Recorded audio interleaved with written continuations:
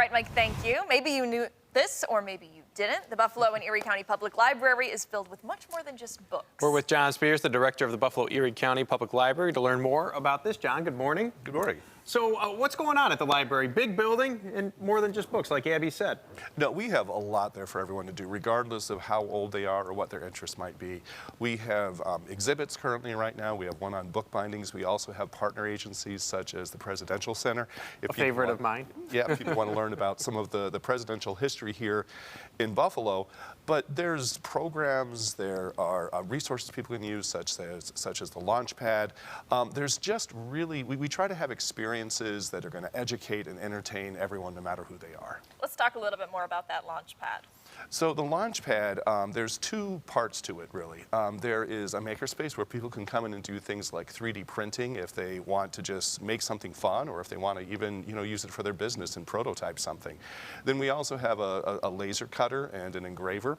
Probably kind of interest for you guys too. There's also a recording studio as well. We have both an audio recording studio and a video recording studio. So people can come in, make a podcast, create a video.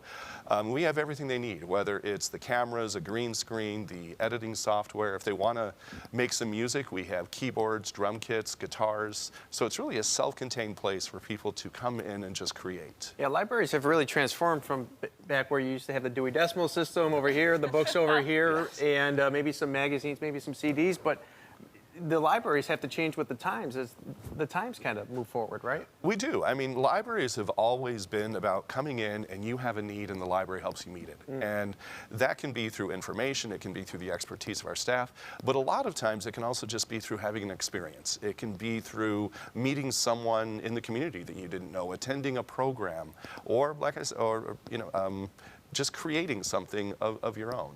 Libraries, of course, are good for anyone, any age, Yes. but specifically we have spring break, Easter break coming up for kids in K through 12.